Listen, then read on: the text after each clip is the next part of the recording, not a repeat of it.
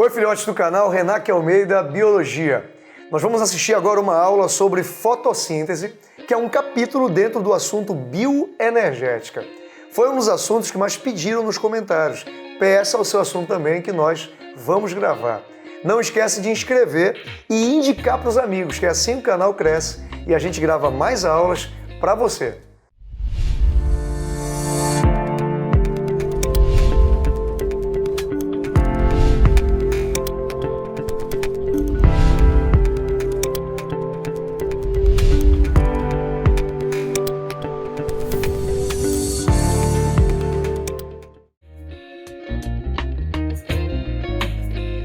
Muito bem, galera. Agora o tema é bioenergética. Nessa temática, a gente vai entender como é que os seres vivos conseguem obter energia para manter o seu metabolismo, para manter o seu funcionamento. Fica ligado, existem duas formas de obtenção de energia. Existe o metabolismo autotrófico e o metabolismo heterotrófico. No metabolismo autotrófico, eu vou ter a produção da matéria orgânica, vou ter a produção da glicose. Tem dois processos, é a fotossíntese e a quimiossíntese. No metabolismo heterotrófico, eu vou obter energia a partir da matéria orgânica que existe no meio. Então, a glicose não vai ser produzida, vai ser consumida. E aí eu tenho a respiração aeróbica, a respiração anaeróbica e a fermentação.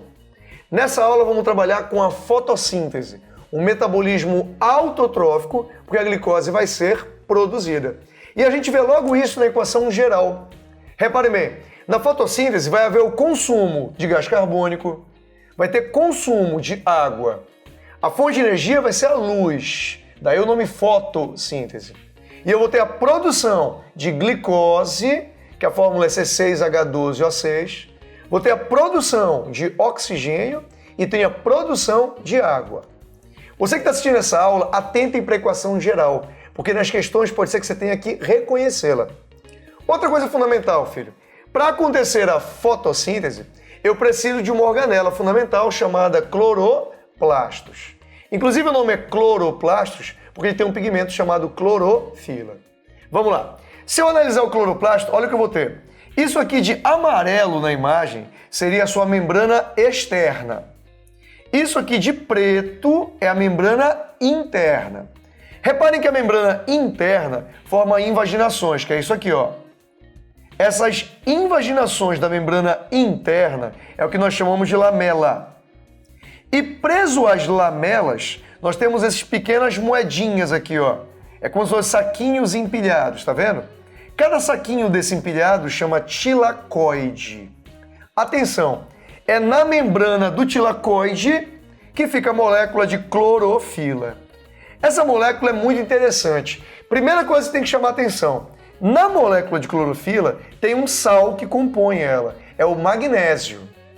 E essa molécula é quem vai dar coloração esverdeada para a planta. Por quê? Porque a molécula reflete a cor verde.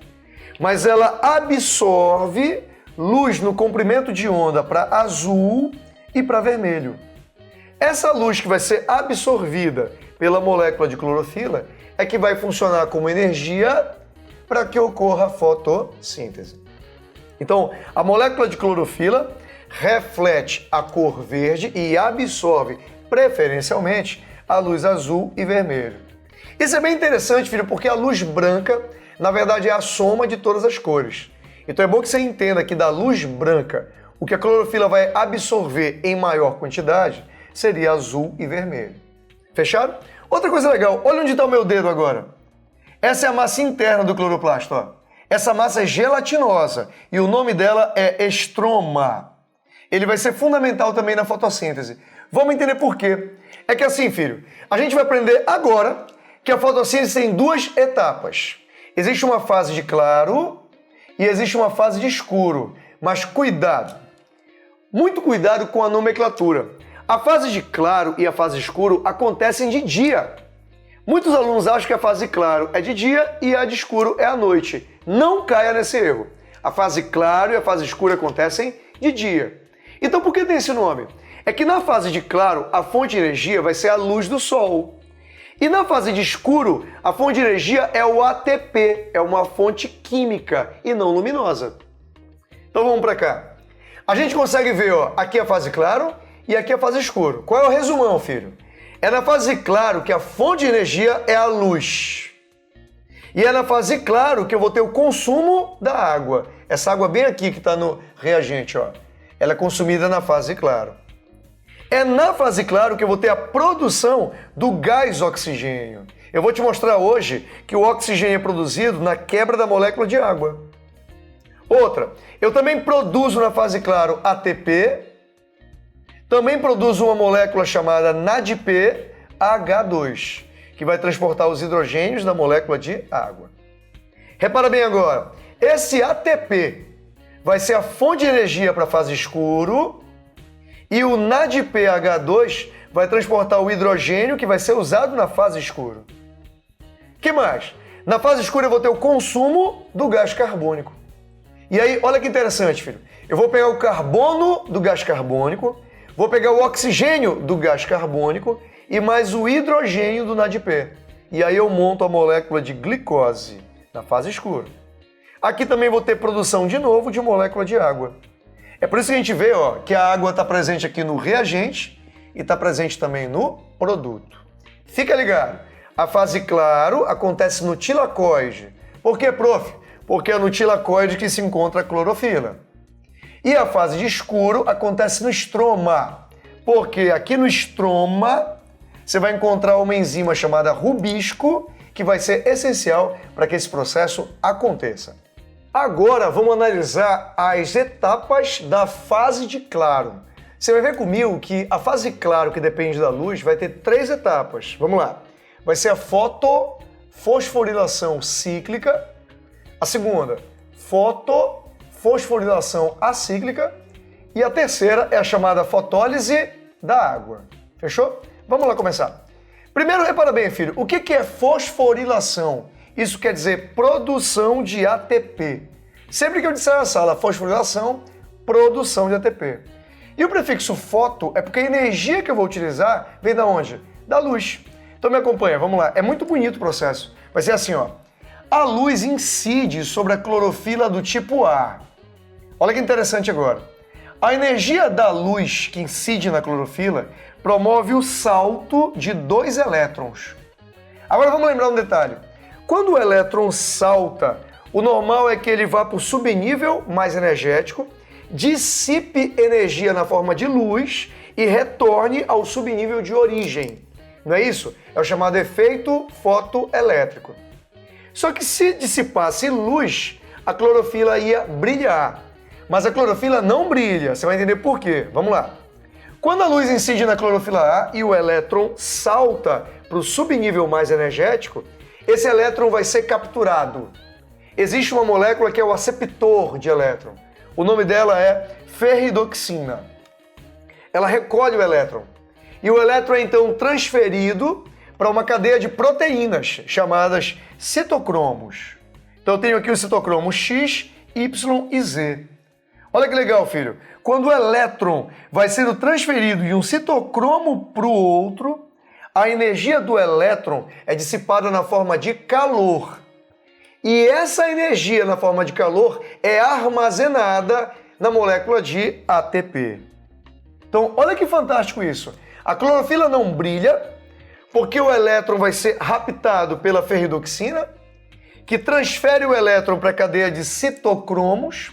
E quando o elétron passa de um citocromo para o outro, a energia é dissipada na forma de calor e é armazenada na molécula de ATP. Agora tem um detalhe. Por que chama cíclico? Porque olha só, depois que o elétron sai do último citocromo, ele é devolvido para a molécula de clorofila A. Então eu fecho o processo, ó. Daí cíclico. Isso aqui é muito legal, sabe o que chama a atenção de vocês? Porque a gente consegue entender como é que a energia luminosa vai ficar armazenada na molécula de ATP. Agora vamos para cá, filho. Concomitante, ou seja, ao mesmo tempo, acontece também a fotofosforilação acíclica. Vamos dar uma olhada que é bem simples. Vamos lá. A energia luminosa incide sobre a clorofila B. Isso provoca o salto de 2 elétrons. Repara de novo, quando o elétron salta da clorofila B, ele é aceptado, ele é roubado por uma molécula chamada plastoquinona. Repete comigo, plastoquinona. O elétron que a plastoquinona roubou é transferido para onde, filho? De novo, para a cadeia de citocromos. Olha como está repetindo. O elétron vai ser transferido de um citocromo para o outro e a energia do elétron vai ser dissipada na forma de quê, filho? Calor. E esse calor vai ser armazenado na molécula de quê? De ATP. Vale lembrar que ATP é a adenosina trifosfato. Eu tive de novo produção de ATP. Só que vai ter uma coisa curiosa. Vem cá comigo. Quando o elétron passa pelo último citocromo, ele vai ser agora passado para a molécula de clorofila A. Olha que interessante. O elétron que veio da clorofila B agora chegou na clorofila A. Isso excita a clorofila A. E aí um elétron da clorofila A salta. Um não, na verdade 2. Quando o elétron da clorofila A salta, quem é que vai roubar esse elétron?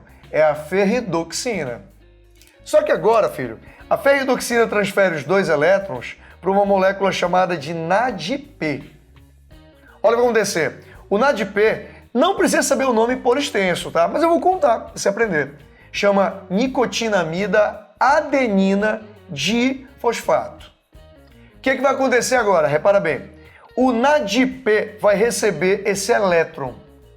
Só que repara agora que quando o NADP recebe o elétron, ele se torna uma molécula instável. Ele precisa estabilizar. Você vai já descobrir como é que ele estabiliza.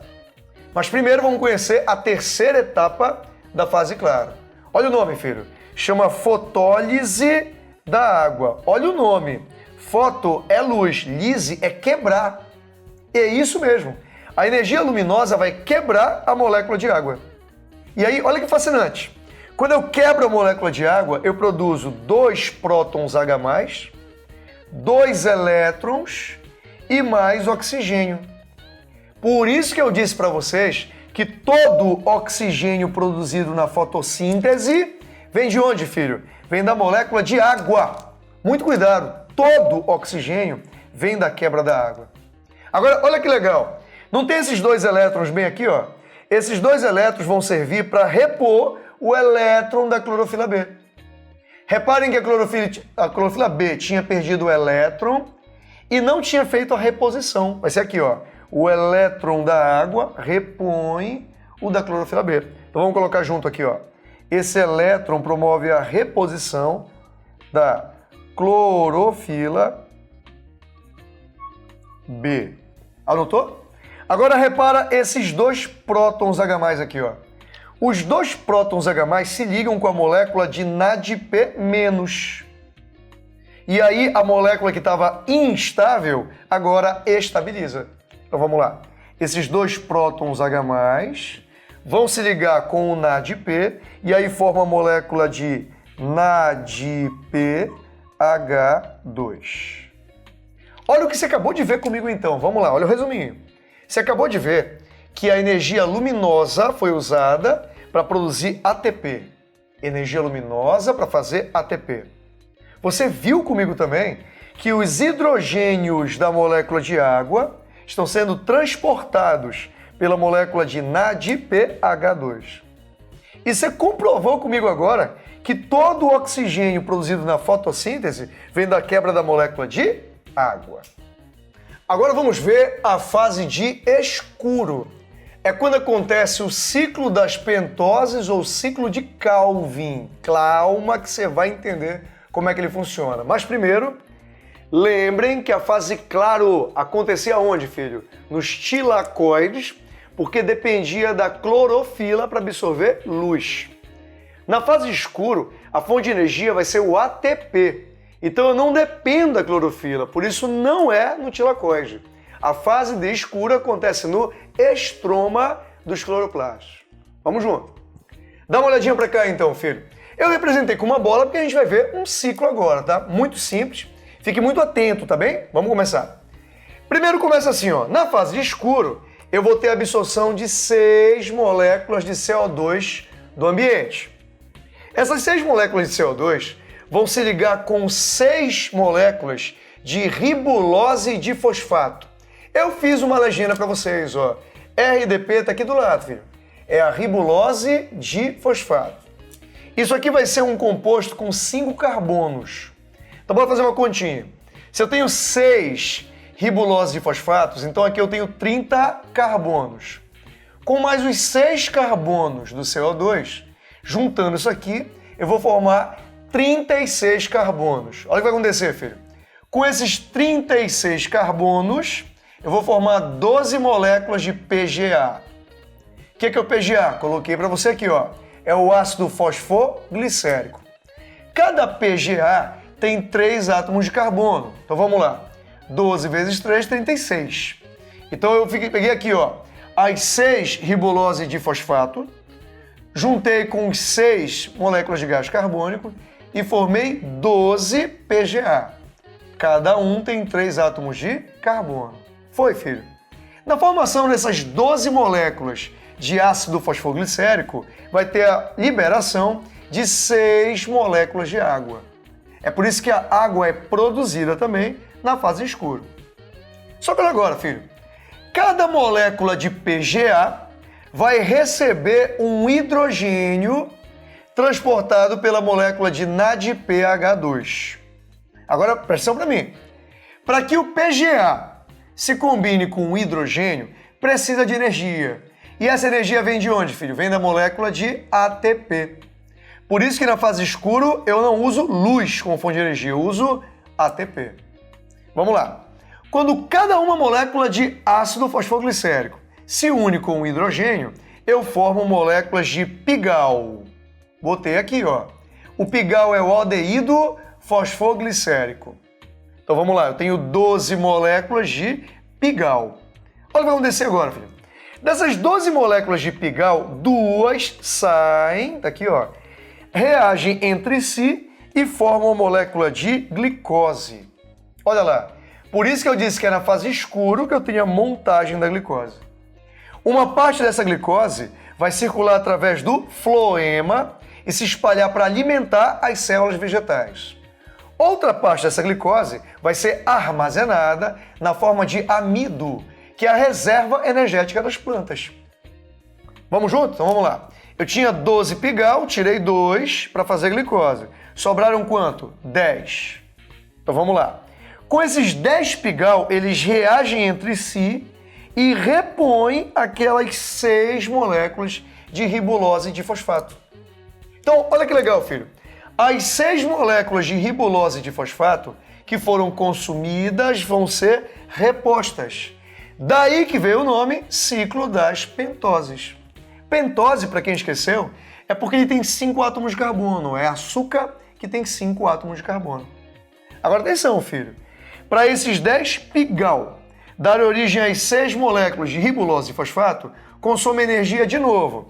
E da onde vem a energia? Não vem da luz, vem do ATP. O que a gente observou aqui então? A gente percebeu que do gás carbônico que foi consumido, foi utilizado para quê? Para a produção de glicose. Então, por exemplo, esse carbono presente no CO2 aqui, ó, está presente na glicose. Esse oxigênio aqui do CO2, ó, vai estar presente na glicose. Por exemplo, se você pegar a molécula de gás carbônico e eu tiver um isótopo do oxigênio radioativo, esse isótopo vai aparecer na molécula de glicose. Muito bem, filhotes. Agora vamos analisar a parte final, que são os fatores que influenciam a fotossíntese. 4 são os mais importantes. Vamos lá. Iluminação, presença de água no solo, gás carbônico no ambiente e a temperatura. A temperatura é muito importante porque ela regula a atividade enzimática. Lembra que eu falei que para que o gás carbônico reaja com a ribulose de fosfato, eu dependo de uma enzima chamada rubisco. E essa enzima tem uma temperatura ótima. Aumentando demais a temperatura ou baixando, a enzima pode perder função. Outro ponto fundamental para a gente é analisar a luz, a influência da luz na fotossíntese. Vamos junto. Primeiro, olhe esse gráfico de verde que representa a respiração vegetal. Calma. Respiração é quando a planta consome açúcar e produz o gás carbônico. Eu vou te provar agora que a respiração não é influenciada pela luz. Olha aqui. Se você pegar e baixar a luminosidade, a respiração vai ser X. Se tu aumentar a luminosidade, a respiração continua quanto? X. Respiração vegetal não é influenciada pela luz. A luz vai ter influência sobre a fotossíntese. Olha o gráfico, filho. Se eu aumentar a luminosidade, a fotossíntese vai gradativamente aumentando. É muito importante para uma planta sobreviver que ela tenha açúcar suficiente para manter o seu funcionamento e que sobre para o seu crescimento. Então, olha o que nós descobrimos. Repare bem aqui nesse pontinho que eu estou montando, ó. Esse pontinho nós temos a chamada PCF. Que é isso? É o ponto de compensação fótico. Este é o exato momento onde a taxa de fotossíntese se iguala à taxa de respiração. Ou seja, todo o açúcar produzido na fotossíntese está sendo consumido na respiração. Então, imagine uma situação. Se uma planta for mantida no seu PCF, essa planta consegue sobreviver? Sim, porque ela vai ter açúcar para manter o seu funcionamento. Mas essa planta consegue crescer? Não, porque não sobra açúcar, não tem reserva que possibilite aumentar o número de células, o número de órgãos, o número de tecidos. Para que uma planta possa crescer, ela tem que receber luz que fique acima do PCF. Por exemplo, nesse ponto bem aqui, ó. O que a gente observa no gráfico, filho? Que aqui a quantidade de luz que a planta está recebendo é suficiente para que a fotossíntese fique maior que a respiração. A planta vai estar produzindo mais açúcar do que consome na respiração. Aí sobra. E esse açúcar que sobra possibilita que a planta cresça. Agora cuidado com esse pontinho aqui também, ó. Bem aqui nós temos o chamado ponto de saturação luminosa. Eu poderia chamar assim, ó. É o ponto de saturação luminosa. O que é isso? Nós chegamos no ponto máximo da saturação. A partir daqui, se você continuar aumentando a luminosidade, a fotossíntese permanece constante.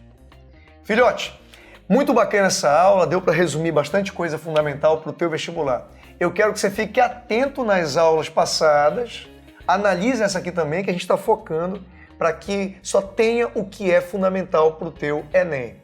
Tendo alguma dúvida, manda para mim. Te inscreve, liga o sininho e indica para os amigos do canal, que assim a gente vai gravar mais aulas para você.